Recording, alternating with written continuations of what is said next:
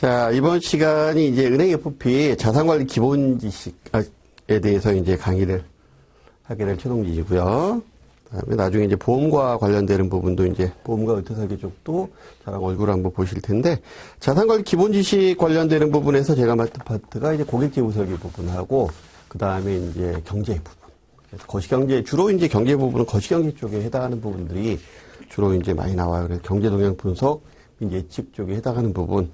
으로 해서 각 시장에 대한 이야기들 좀 살펴보는 그런 시간들을 좀 가질 거예요. 그래서 재무설계, 고객재무설계 같은 경우에는 굉장히 시험 문제나 이런 부분들이 그냥 서술 형태로 해서 아주 편안하게 푸실 수 있는 형태다라고 생각하시면 되고, 그 다음에 경제동향 분석 쪽은 경제학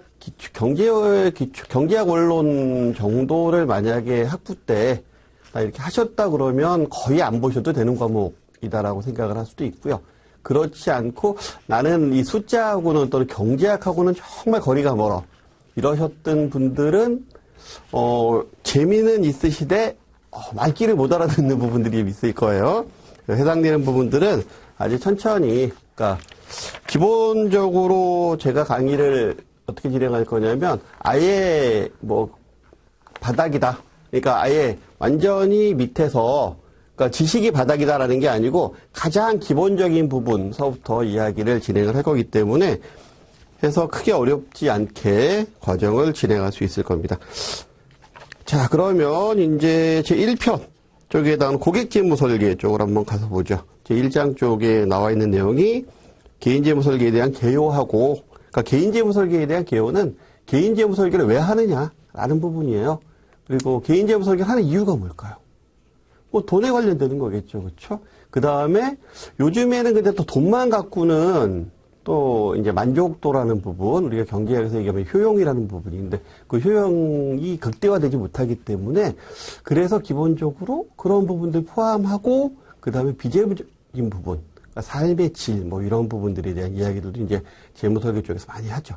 그래서 과거에는 재무적인 관련이었다라고 하게 되면 지금은 비재무적인 관련 부분까지 포함하는 부분들, 그런 게 이제 개요다라고 보시면 되고요. 그 다음에 재무설계 절차라는 부분은 어떠한 일이든지 우리가 주먹구구식으로 하게 되면 일이 진행이 잘 안 돼요, 그렇죠? 특히 재무설계라는 부분은 아주 간단하게 보면 그냥 내일 뭐 먹지라는 것부터 좀 길게 바라보면 인생 전체적으로 재무계획을 세우고 앞으로 어떻게 살아갈지를 고민하는 부분까지 굉장히 크게 확대가 되는 부분이고요.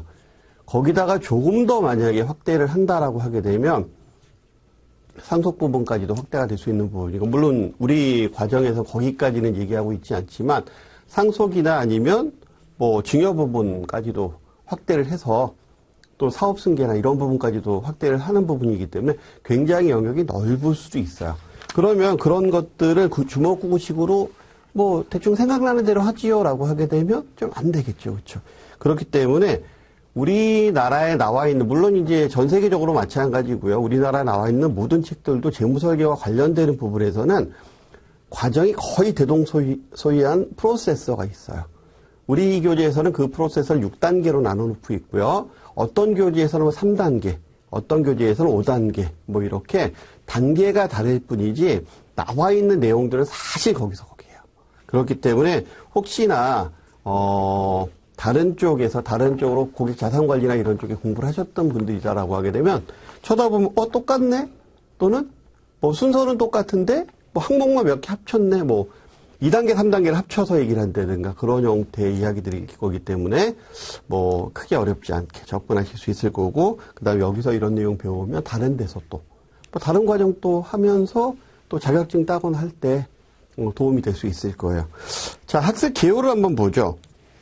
항상 보면은 그 학습 개요 쪽에 나와 있는 내용들에서 가장 많은 이야기들이 나오는 경우도 많아요. 물론 아닌 책들도 있지만 한번 볼게요. 자, 개인재무설계란 개인이나 가계의 현재 재정 상태를 검토하고, 일단은 현재를 분석한다는 얘기죠. 그 다음에 개인이나 가계가 설정한 재무 목표를 달성하기 위한, 개인이나 가계가 설정한 재무 목표 달성하기 위한 개인 및 가계의 재무적, 비재무적. 그래서 재무적인 것과 비재무적인 부분을 같이 고민하자라는 부분이고요. 그래서 적절히 관리하는 과정이다. 그래서 즉 개인재무 설계란 미래에 대한 설계 또는 계획에 초점을 맞춘 개념이다라고 되어 있죠. 그래서 현재를 분석하고 미래를 어떻게 살아나갈 것이냐라는 부분에 대한 고민들을 좀 해야 된다라는 부분이에요. 이게 가장 중요한 부분이고요. 그 다음에 이제 그럼 개인재무서가 왜 필요하냐 이런 부분들에 대한 얘기를 이제 과정에서 하고 있는 거죠. 그래서 진단도 하고 그 다음에 문제점을 개선하고 이런 부분이 과연 개인재무 설계냐라고 했을 때 그러면 상담하고 개인재무 상담하고 그럼 재무 설계가 어떻게 틀리냐 이런 부분들에 대한 이야기들을 전체적으로 학습 개요에서 하고 있어요. 자, 그러면 제1절 이제 한번 넘어가서 제1절 쪽에 넘어가서 한번 보죠. 자, 개인재무 설계란 개인이나 가계의 현재 재정 상태를 검토하고 개인이나 가계가 설정한 재무 목표를 달성하기 위해서 개인 및 가계의 재무적 비재무적 자원을 적절하게 관리하는 과정을 의미한다. 근데 여기서 재무 설계와 재무 상담을 혼용해서 사용하는 경향이 있는데 개인재무 설계는 개인의 재무적 복지 증진을 위한다는 점에서는 사실 뭐 관련성이 깊다라는 거죠. 그렇지만 여기서 중요한 부분 재무 상담이 고객의 문제 평가에서 시작이 된다. 즉 재무 상담은 문제를 평가하는 것부터 시작을 하는 단계이지만 개인 재무 설계는 재무 설계는 고객의 목표부터 시작을 한다는 거죠. 그래서 고객이 오셨어요. 근데 어떤 문제가 있으세요? 이렇게 얘기하는 거는 상담이 되는 거고요.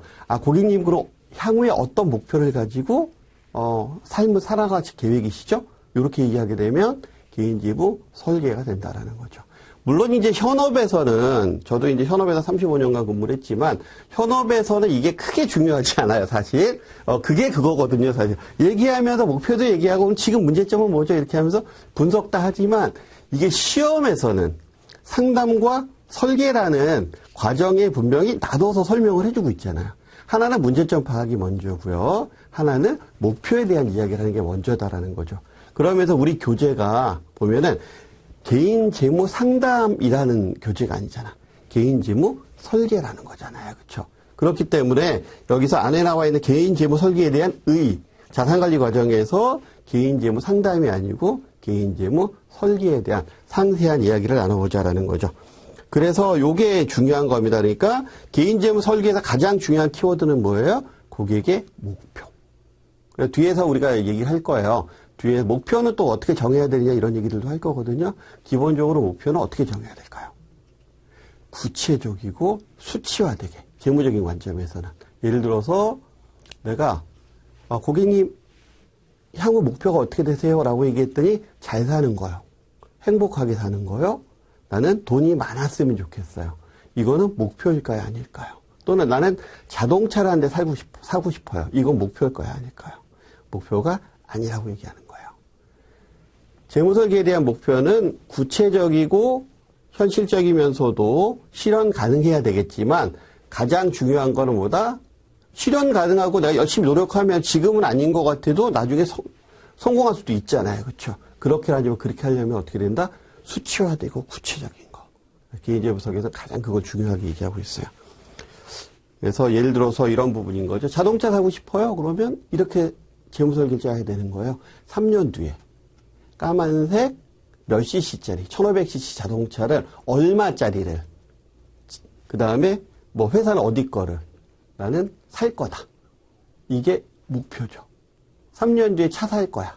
이거는 목표가 아니라는 얘기예요. 자, 제2절 쪽 살펴보죠. 개인재무설계 필요성입니다. 왜 필요하냐라고 살펴보니까 한 페이지 넘겨보시면 사회 경제적인 배경. 자, 우리 시험에서 요거 많이 나옵니다. 사회 경제적인 배경, 그 다음 인구 통계학적인 배경, 그 다음에 소비자 인식에 대한 변화. 이 각각의 사실은 섞어놓고 보면 다 똑같은 얘기가 될 수도 있어요. 그냥 한 줄로 똑같이 얘기할 수도 있는데 우리 책에서는 굳이 이거를 나눠놓고 있어요.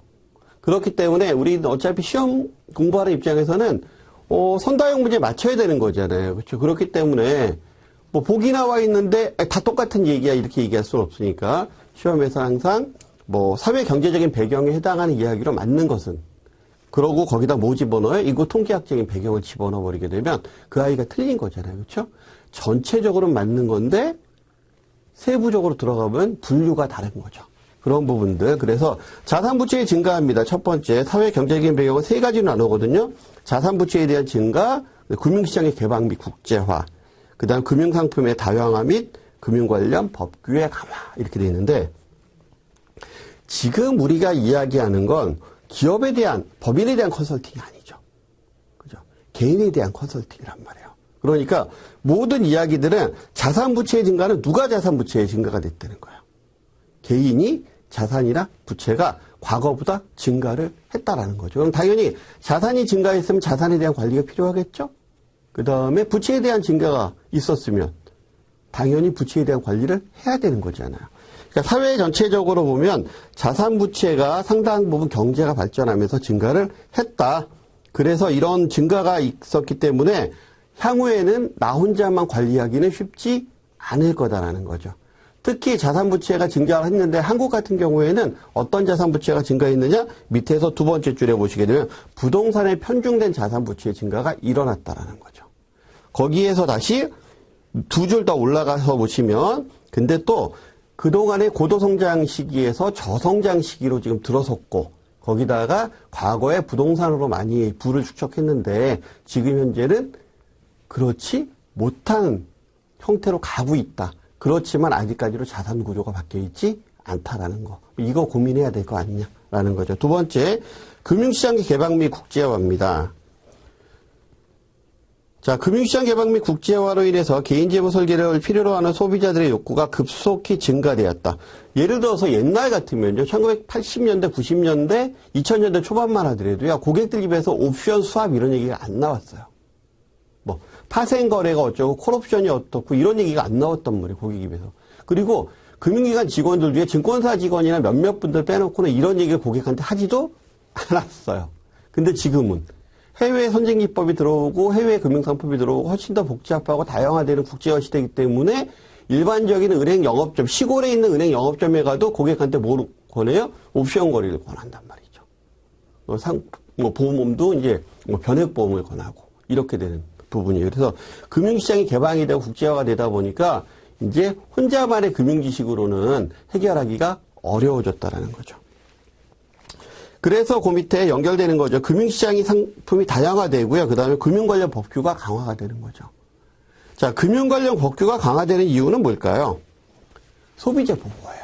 맨 밑에서 두 번째 줄. 여긴 위에는 읽어보시면 아실 수 있는 내용인데 밑에서 두 번째 줄을 보시면 일반 투자자를 위한 투자자 보호제도가 강화되는 거죠. 왜냐하면 과거에는 정기예금이나 정기적금을 가입을 했을 경우에 사실 중간에 돈이 필요해서 해지하게 되면 그냥 이자 들타가는 거예요. 내가 그다지 손해볼 게 없었어요. 그냥 이자 들 갖고 가는 거는 감수해가면서 그래 내가 어차피 일찍 깨는 건데 이거 누구나 감수할 수 있는 부분인 거죠. 왜냐하면 이자라는 부분이 뭐죠? 경제학적으로 얘기할 때 이자는 미래의 소비를 위해서 내가 지금 만약에 누구한테 돈을 꽂았다라고 하게 되면 미래의 소비를 위해서 내가 지금 희생한 대가잖아. 그렇지? 그러니까 내가 그만큼 희생하는 대가인데 대가로 이자를 받는 건데 또는 누구한테 돈을 꽂았을 때 위험에 대한 대가로 이자를 받는 건데 그거 중간에 깬다라고 하면 난 더 이상 그 부담을 하지 않겠다라는 거니까 당연히 그 보상도 덜 받아가야 되는 게 정상적인 거죠. 근데 문제는 뭐냐면은 상품이 복잡해지다 보니까 이게 나도 모르는 상품 또 판매하는 금융기관 직원도 잘 모르는 그냥 매뉴얼대로 읽는 상품을 그냥 가입하게 되고 중간에 돈이 필요하다고 얘기하니까 깨면은 손해를 본대. 또는 갑자기 나는 국제유가하고 아무 상관이 없는 사람인데 국제유가가 떨어졌기 때문에 내가 지금 손해를 봤대. 브라질하고 아무리 상관없어. 나는 태어나서 브라질이나 나라 한 번도 가본 적이 없는데 브라질 경기가 안 좋으니까 지금 당신 가입한 펀드가 손해를 해. 이게 뭐냐라는 거죠. 그러면 이런 상품을 제대로 가입할 때 안내해주고 가입을 했느냐 또는 이거에 적합한 고객한테 가입을 해줬느냐라는 부분에 대한 법규적인 문제가 굉장히 다양하게 발생한다라는 거예요. 이유가 뭘까요? 그 부분이 뭐냐? 자산이 증가를 했고요. 그러다 보니까 갖고 있는 자산 갖고 옛날에 주먹구구식으로 운용하던 거에서 그렇게 하면 안 된다라는 거지, 이제. 그러면서 상품이 굉장히 다양화됐어요. 왜? 금융시장이 개방이 되고요. 국제화되면서 굉장히 다양한 상품을 접하게 되는 거죠. 그러면서 또 저금리 시대, 저성장 시대는 저금리가 따라오게 되거든요. 즉, 과거에는 3억, 4억 갖고서 만약에 금리가 20%, 뭐 1990년대 초반, 뭐 2000년대 직접 뭐 이런 부분까지만 해도 정기임금리 20%대 뭐 이렇게도 있었거든요. 그러면 3억 맡겨놓으면 6천만 원 줬어요, 이자를. 지금은 3억 맡겨놓으면 1점 몇 %니까 상상이 가시죠? 전혀 다른 생활이 안 된다라는 거죠. 그러니까 어차피 나는 하이리스크, 하이리턴으로 갈 수밖에 없는데 그렇게 됐을 때 과연 내가 잘 알고 가입하는 거냐 라는 부분에 대한 이야기들, 이런 거에 대한 이야기들이 이제 사회 경제적인 배경에서 나오는 거예요. 그러니까 사회 경제적인 배경은 자산 부채가 증가를 하고 그러면서 글로벌화되고 상품이 다양화됐는데 법규도 까다로워졌다. 이런 부분들이 이제 뭐가 필요한 거다. 그래서 혼자만의 문제가 아니기 때문에 관리가 필요하다. 그래서 재무설계사가 필요한 거다라는 얘기를 하고 있는 거고요. 인구 통계학적 배경에서는 1인 가구가 증가를 하죠. 우리가 농경시대에는 뭐만 하면 됐었어요. 농경시대에는 그냥 태어나서 딱 그 바운드리 안에서, 그 영역 안에서 그냥 농사 짓고, 그 다음에 뭐 자고, 밥 먹고, 농사 짓고, 자고, 밥 먹고, 추수하고. 뭐, 이게 다였어요. 그러니까, 누구한테 물어볼 만한 지식은 사실 별로 없었고, 농사에 대한 지식, 그냥 계절이 뭐 이러면은 뭐 벼농사가 잘 되고 뭐 이런 거에 대한 지식은 그냥 자연적으로 윗세대에서부터 습득해서 그냥 받아들임이 됐었던 그런 지식들이었죠. 근데 지금은 그런 세상이 아니잖아요. 그렇죠. 거기다가 핵가족도 아니고 1인 가족 시대예요, 지금은. 대가족 시대에서 핵가족 시대로 갔었지만 지금 핵가족도 아니고 완전 핵분열이 다 돼서 1인 가족 시대로 갔는데 누구한테 물어볼 사람이 없잖아요. 그러니까 필요하다라는 거예요. 그래서 위에서 세 번째 줄에 보면 1인 가구 증가로 모든 의사결정의 주체가 자기다라는 거예요. 개인이다라는 거예요. 그래서 그러면 리스크도 본인이 져야 되는 거죠. 그렇죠? 그렇기 때문에 그런 부분들이 있다 보니까 의사결정이 필요한 전문가가 있어야 된다라는 거죠. 그다음에 저출산 및 고령화. 이게 사실 굉장히 큰 문제죠. 출산율이 저하가 된다는 얘기는 뒤집어서 얘기하게 되면 산업 경쟁력이 떨어진다는 얘기고요. 경제활동 인구가 줄어들기 때문에 당연히 경쟁력이 떨어진다는 얘기고, 그 다음에 산업이 발전하지 않는다는 얘기예요. 종국에 가서는 그 나라가 없어질 수도 있다라는 얘기죠. 그렇죠? 예, 소수민족이 돼서 없어질 수 있다라는 부분인데, 거기다가 고령화.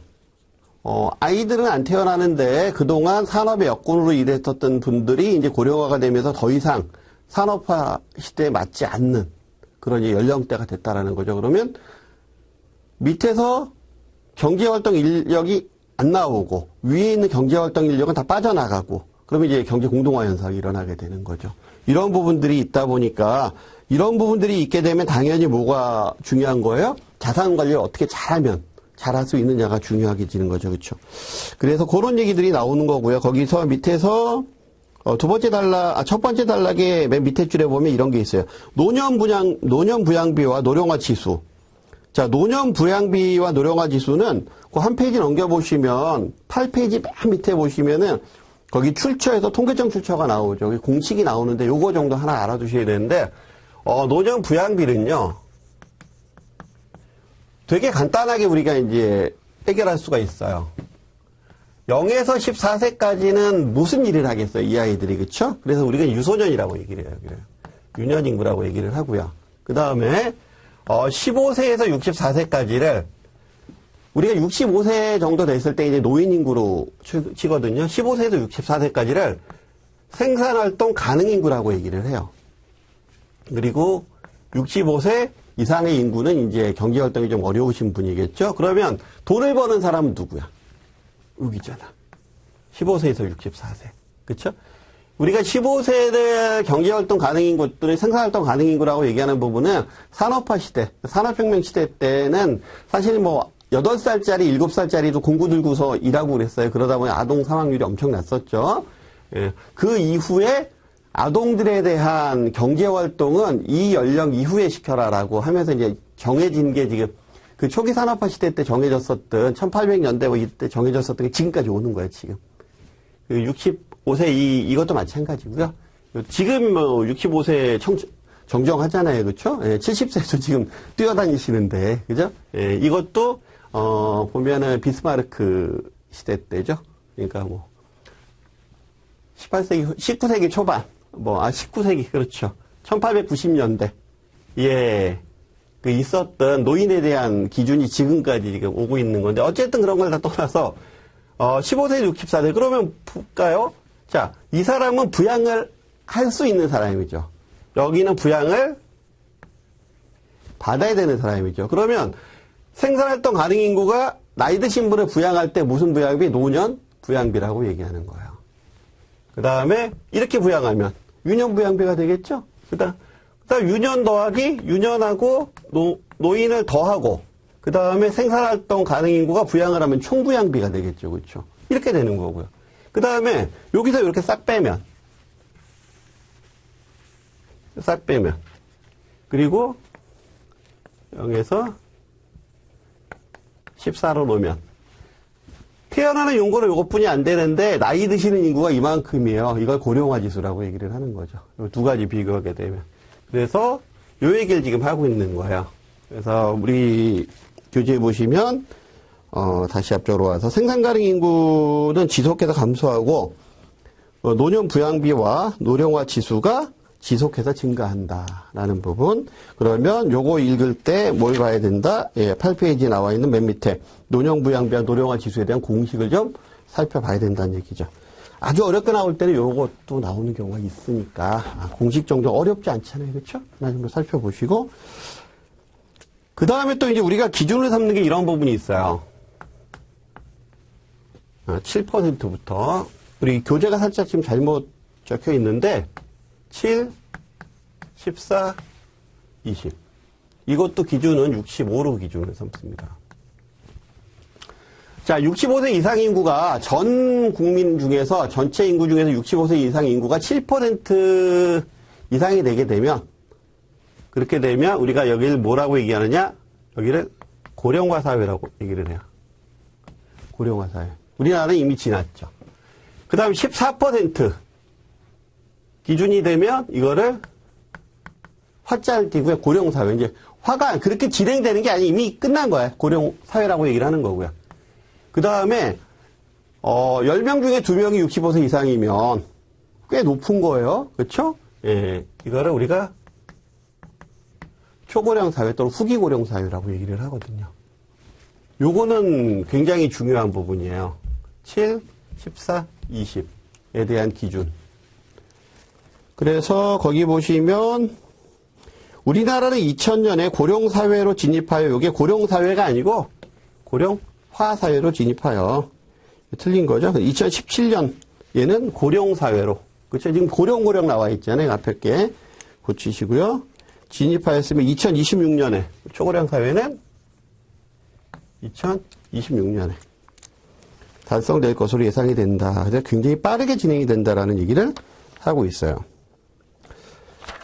자, 그 다음에 이제 한 페이지 넘겨보시면, 그 다음에 노동환경에 대한 변화가 있다라는 거죠. 그래서 1인 가구가 증가하고, 인구 통계학적으로는 저출산 및 고령화가 문제가 되고, 그 다음에 노동환경에 대한 변화가 있다. 여기서 이제 가장 많이 나오는 얘기. 유연성. 유연하다라는 얘기는 굉장히 우리가 좋은 어감으로 받아들이죠. 그렇죠? 아, 사람이 이렇게 유연해.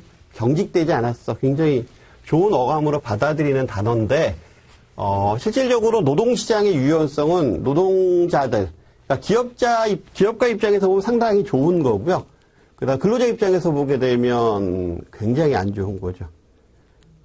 경제가 형편이 어려울 때는 언제든지 자를 수 있고, 그 다음에 형편이 괜찮으면 더 많이 고용을 하고, 근데 형편이 괜찮아서 더 많이 고용할 때 상태가 안 좋았었던 상태에서 실업자들이 많았었는데 경기가 좋아져. 그러면 누구나 다 일하고 싶어 할 거 아니에요. 그랬을 때 임금을 덜 주더라도 많이 고용할 수 있고, 뭐 이런 부분에 대한 환경을 만들겠다라는 부분 중에 하나가 이제, 그래서 기업하기 좋은 환경을 만들겠다. 조금 그런 쪽으로 바라보면 하는 게 노동시장의 유연성일 수도 있어요. 그래서 요즘에는 이런 부분들이 많이 문제가 되죠. 그렇죠? 그래서 현세대는 이러다 보니까 뭐가 나오는 거예요? 비정규직이라는 부분이 노동시장의 유연성이 나오면서 나오는 얘기거든요. 네, 그런 얘기들. 그래서 노동환경이 변화가 됐다. 그래서 노동시장의 유연성이 높아지고 평생 직업이라는 개념이 깨졌다라는 거죠. 그래서 평생 학습 시스템을 통해서 평생 이제 배우면서 이제 직장을 찾아야 되는 시기이다라는 거죠. 그 다음 소비자 의식 소비자 의식의 변화. 개인주의적 사고방식과 개별성을 추구한다. 여기서 이제 우리가 전통사회는 공동체 사회예요. 개별성을 추구하는 사회가 아니고, 그러니까 요거 지금 주의하셔서 하셔야 돼요. 자, 개인주의적 사고방식과 개별성을 추구한다라는 거고요. 그 다음에가 비재무적 요구의 증가. 그러니까 과거에는 먹고 살기만 했으면 됐다라고 하게 되면 지금은 이제 먹고 사는 게 해결이 되다 보니까 이제 삶의 질을 이제 고민하는 부분이 벌어진다라는 거죠. 그래서 가치를 중시하는 소비자가 늘어난다. 거기서 바로 밑에 주면 가치란 뭐 그 사람의 인생에 있어서 가장 중요하다고 생각되는 기본적인 신념이다. 뭐 이런 얘기가 나오죠. 읽어보시면 되는 거고요. 그 다음에 재무설계의 중요성을 인식하고 있다라는 거죠. 그래서 시장이 공급자 중심에서 소비자 중심으로 전환되면서 고객 중심의 사고, 고객 중심의 경영이라는 게 기업의 이제 최대 이슈로 대두되고 있다라는 거고요. 바로 밑에 전 생애에 걸쳐서 생애 소비 만족도를 극대화하기 위한 부분으로 요구가 늘어나고 있다. 이런 것들은 이제 우리가 다 알고 있는 내용들이죠. 그래서 그 세 가지 이렇게 나눠지는 부분들도 또 알아두셔야 돼요. 그러면 우리가 이제 시험에서 이렇게 나오는 거죠. 사회 경제적인 변화 요인으로서 적절한 것을 해서 5가지 뭐 이렇게 나열해놨다. 그러면 그 중에서 뭐 다 맞는 적절한 것만 다 고른 것은 이런 문제들 많이 나왔거든요. 골라내기 뭐 이런 것들, 그렇죠? 맞게 짝 지어진 것은 이런 문제들 할 때 많이 살펴보시면 되는 문제들이고요. 그 다음에가 이제 자산관리자에 대한 역할 부분입니다. 자산관리자의 역할 및 업무. 자, 자산관리자의 역할은 첫 번째 줄에 다 나와 있죠. 평균 수명이 증가하고, 그래서 생애주기가 변화하고, 그렇죠? 금융환경이 변화하고, 그 다음에 바로 밑에 라이프 스타일이 변화하기 때문에 그거에 맞는 재무설계가 필요하다라는 거죠. 그래서 금융권의 자산관리사의 종류가 나오는데 여기선 중요한 부분은 뭐냐면 세 번째 줄이에요. 이 우리 교재가 어디서 만들어진 거냐면 한국금융연수원에서 만들어진 책이거든요. 그래서 저도 이제 다양한 자산관리사 교육을 하지만 항상 얘기하는 부분이 요거 세 번째 줄. 국가공인 자격이다, 요거는. 우리가 지금 자격증 공부를 하는 거잖아요. 자격증 공부를 하는데 다양한 자격이 있지만 그 민간 자격증이고 이 자격은 뭐다? 국가공인 자격이다라는 부분. 예, 그거 기억하시면 돼요. 여기서는 넘어가면 됩니다. 연습 문제 쪽에 나와 있는 부분 1에서부터 5번까지 나와 있는데 제가 지금 설명드린 내용을 위주로 해서 한번 보시면 푸실 수 있는 거니까 넘어가고요. 그 다음 재무설계에 대한 절차 부분이 나오는 거죠. 그러면서 자, 재무설계에 대한 절차 부분은 6단계 프로세서로 나눠져요. 그래서 우리가 이번 시간에 6단계까지 다 안 할 거고 일부 단계만 할 텐데 일단 개요를 한번 보게 되면 재무설계는 현재 또는 미래의 소득, 자산 등 재정자원을 보존시키고 증대하여 소비자 개인과 가게가 기대하는 생활 양식에 적합한 재무 목표. 그렇죠? 그러니까 분석해서 목표, 재무 목표를 전생에 걸쳐서, 그러니까 요즘에 생애 주기에 대한 이야기를 많이 하거든요. 재무적, 비재무적에 대한 생애 주기. 달성에 다가가는 것으로 시간의 흐름에 따라 변하는 고객의 요구. 시간의 흐름에 따라서 고객의 라이프 스타일이 달라질 거잖아요. 그렇죠? 예, 그거에 따른 요구와 목표를 지속적이고 체계적으로 점검 보완하는 거다. 그래서 이걸 지원할 수 있는 거. 그래서 그건 몇 단계로 나눠진다? 6단계 프로세서로 나눠진다라는 거고요.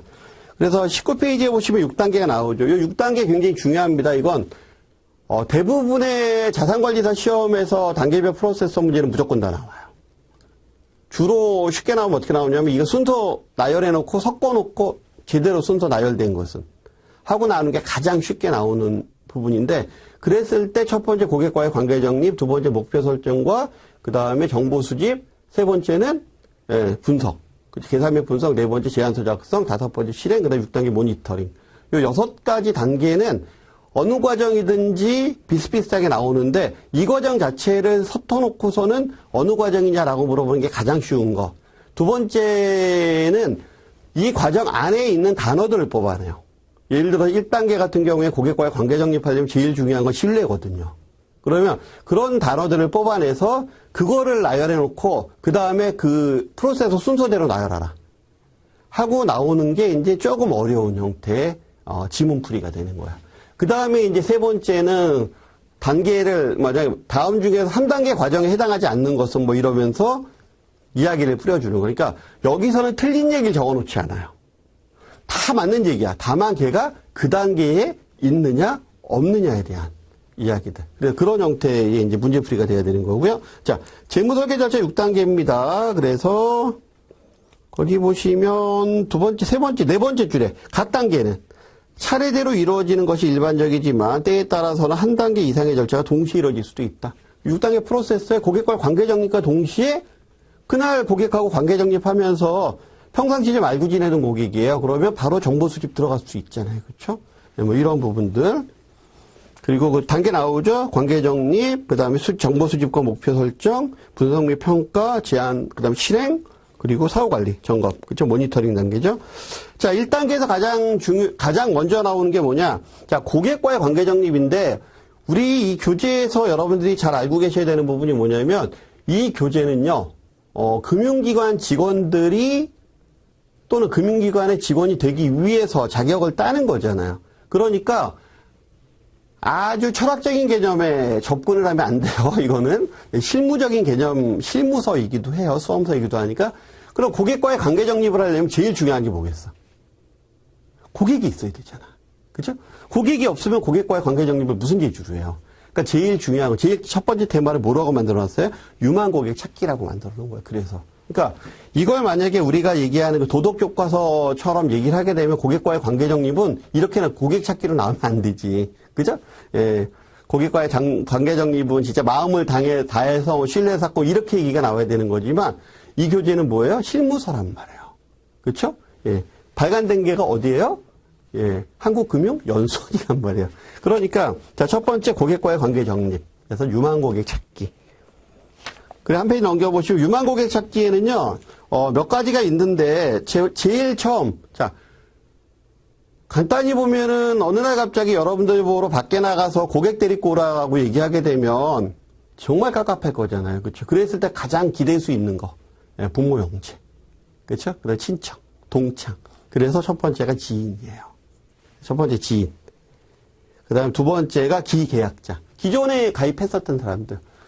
가장 쉽게 얘기하면은 떡도 먹어본 사람이 먹는 거고요. 고기도 먹어본 사람이 맛을 아는 거거든요. 그 상품에 가입했던 사람이 지인도 소개시켜주는 거고 다시 또 가입할 수 있는 재가입률이 높아진다라는 거죠. 그 다음에 이제 소개. 그래서 지인도 뭐 권유시키고 기계약자 다시 했다 그러면 그분들에 의한 소개 영업 이런 부분들이 상당히 중요하다라는 거죠. 자, 그래서 유망 고객의 네 가지 조건이 나옵니다. 자, 유망 고객의 네 가지 조건, 첫 번째 조건은 이제 재무 목표가 있어야 돼요. 그러니까 이 사람이 아무 생각 없는 사람이면 아무리 설명을 해줘도 금융상품 가입 안 할 거잖아요. 그렇죠? 그렇기 때문에 목표가 있는 사람이어야 된다라는 거죠. 그리고 두 번째, 금융상품에 가입할 경제적인 능력이 있어야 되는 거죠.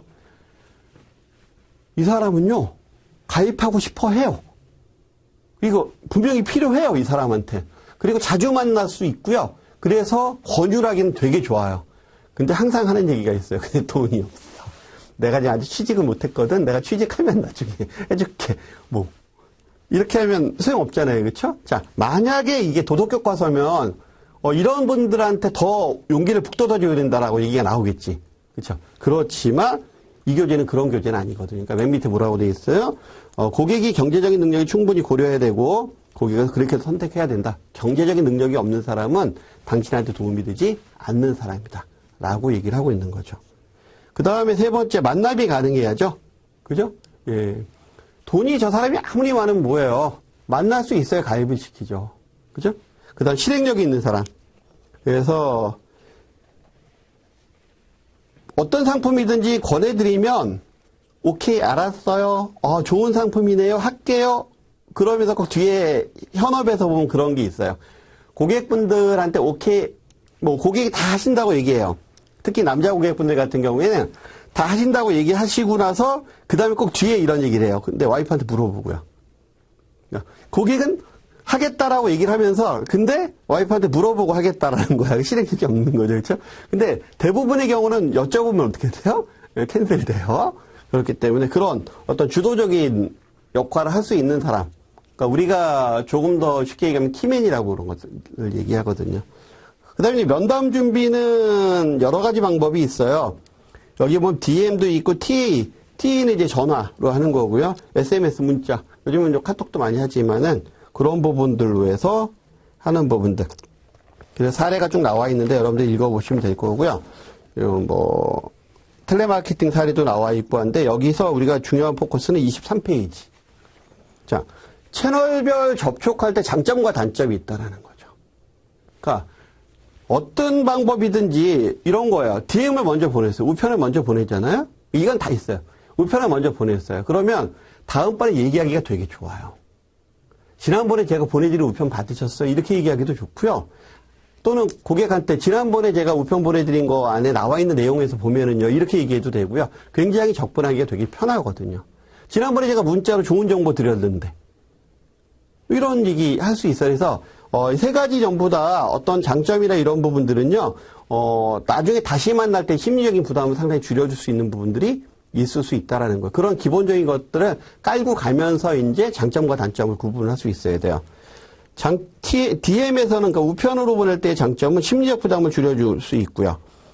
그리고 동시에 많은 사람한테 보낼 수 있죠. 그리고 면담을 매끄럽게 진행할 수 있는 부분이 있고요. 그다음에 친밀한 관계를 만들 수 있어요. 특히 손편지 같은 거 쓰게 되면 요즘은 다 타이핑 치잖아요. 그죠? 손편지 같은 걸 쓰게 되면 받았을 때 감동은 상당히 오래 가요. 저도 금융기관에서 한 35년 근무하면서 손편지 꽤 많이 썼는데 글씨를 잘 못 쓰거든요, 저도. 근데 그걸 쓰다 보면은 정성스럽게 쓸 수밖에 없어요. 그렇게 되면 그걸 받으셨을 때는 느낌이 다르다는 얘기를 굉장히 많이 하시거든요. 그런 부분들이요. 근데 유의점은 뭐예요? 맞춤화된 DM 제작, 발송이 필요하다라는 거죠. 천편일률적으로 그냥 쫙 뿌리는 것들은 고객들도 안다라는 거죠. 우리 안내 전단 받으면 아무 감동이 없잖아. 그러니까 똑같은 얘기예요. 그 다음에 전화 같은 경우에는 뭐 쉽게 접근할 수는 있는데 이게 시도 때도 없이 전화하게 되면 이것도 이제 문제가 발생을 하니까 효율적인 시간 관리도 가능하고 그 다음에 만남을 쉽게 하는 부분이 있고 효율적인 면담이 가능하지만 약속을 잡기 위한 면담이라 이런 거 외에는 가능하면 좀 줄이라는 거고 SMS는 심리적인 부담 줄일 수 있고 많은 사람 접촉이 가능하고 그다음 상대적으로 비용이 좀 저렴하죠. 그다음에 통화되지 않을 경우에도 가능하고요. 미리 남겨놓는 거니까 그렇죠. 그리고 요즘엔 이제 카카오톡 같은 경우에는 상대방이 확실히 읽었는지 안 읽었는지 확인까지 가능하잖아요, 그렇죠. 예, 이런 부분들이 있어서 좋은데 문제는 뭐냐면 저도 가끔 놀라는데 새벽 2시에 잠자다 보면 갑자기 까똑 그런 거, 그렇죠. 아니면 문자 띠디딕 뭐 이런 소리 나면 놀래잖아요, 그렇죠. 예, 그런 부분들 요즘에 문제가 되죠.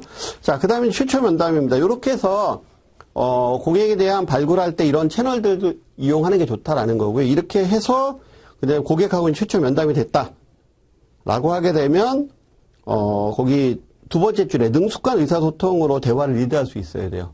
그러면 우리가 배우기 전에 뭘 또 배워야 되는 거야? 네, 대화하는 법을 배워야 되는 거야. 사실 우리 교재에는 그런 부분들이 사실 좀 적은데 금융기관이나 어떤 대면에서 고객들을 상대 많이 하시는 직업을 선택하시려면은요. 커뮤니케이션 스킬과 관련되는 그래서 올바르게 대화하는 법 이런 책들을 많이 보세요. 많이 보시면 도움이 돼요. 그런 부분들. 시험 끝나고. 그렇죠? 지금 보면 안 되죠.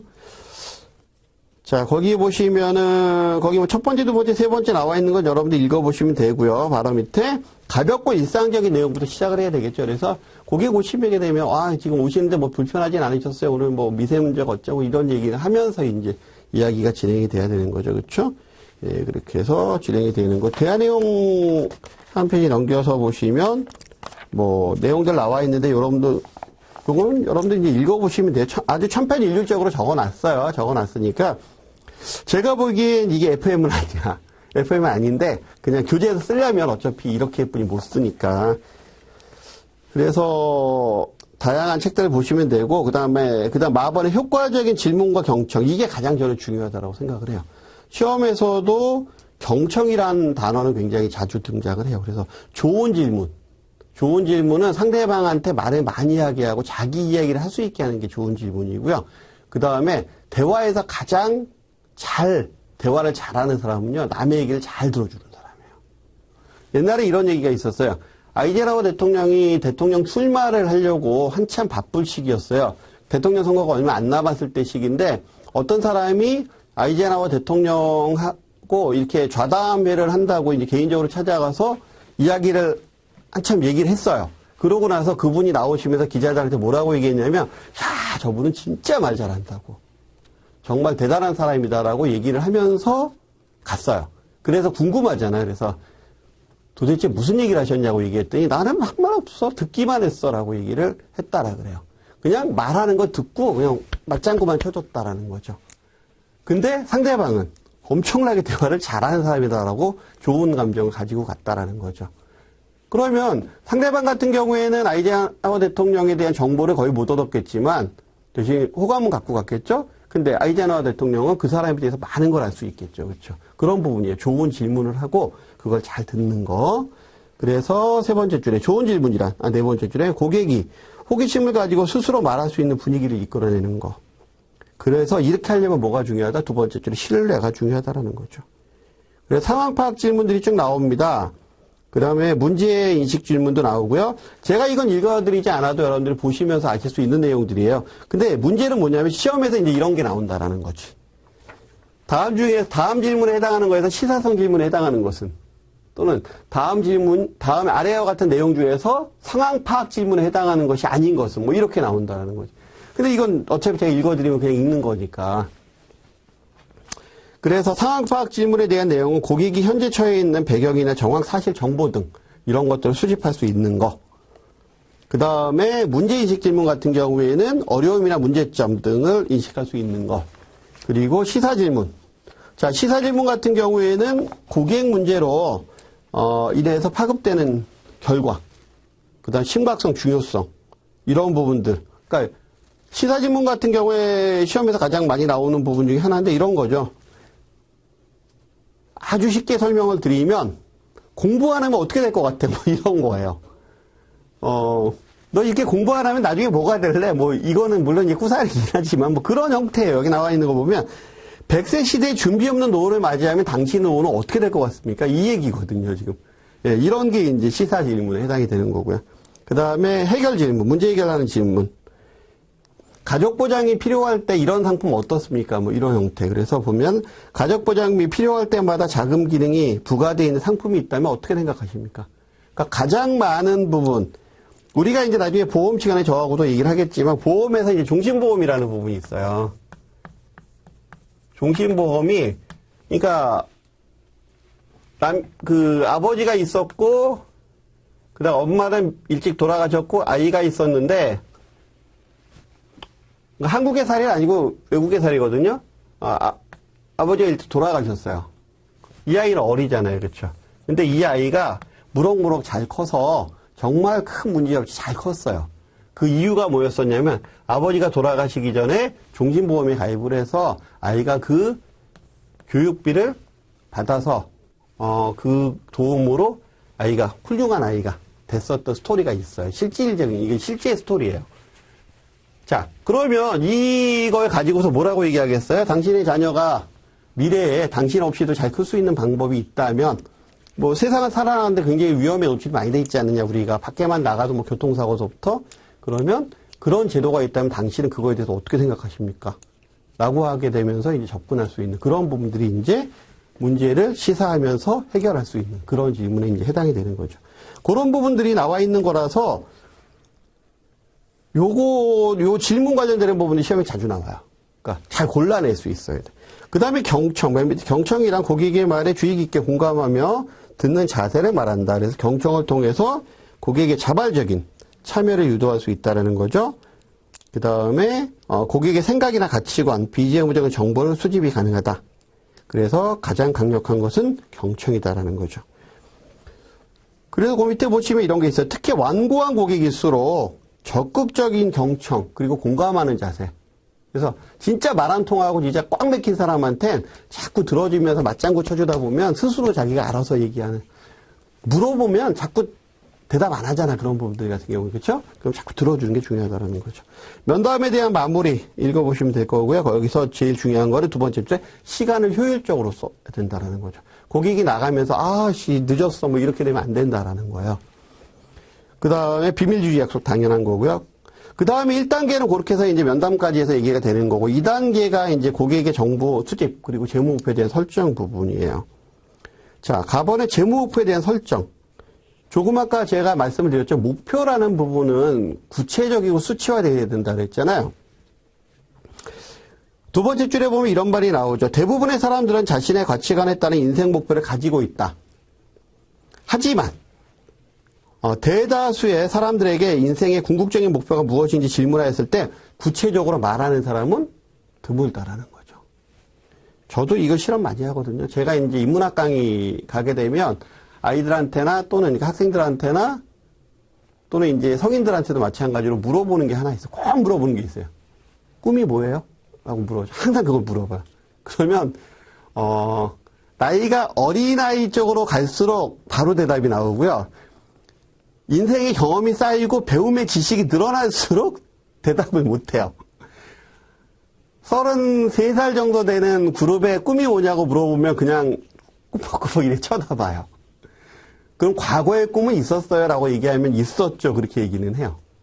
근데 50세 정도 되신 분들한테 꿈이 뭐예요? 그러면은 그냥 잘 사는 거예요. 이렇게 얘기하고요. 그 다음에 과거의 꿈은 있었어요? 라고 물어보면 있었겠죠? 이렇게 얘기를 해요. 근데 명확하게 내가 어떤 꿈이었는지는 거의 얘기하는 사람이 없어요. 근데 재밌는 건 초등학생한테 물어보잖아요? 명확하게 얘기해요, 걔들은. 차이점이 그거예요.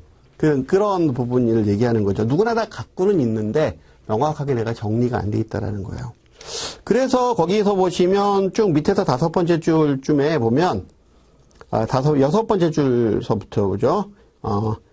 고객과 협의해서 결정해야 되는데 고객이 원하는 인생의 목표가 어떤 것인지를 파악하는 과정에 도움을 주기도 해야 되고요. 바로 밑에 고객이 현실성 있는 목표를 설정하고 그 목표를 수치화해서 측정 가능한 것으로 나타내야 되는 거. 이런 부분들이 목표다라는 거죠. 그래서 바로 밑에도 두 번째 줄에 수치로 표시할 수 있는 명확한 목표를 제시할 수 있어야 되는 거예요.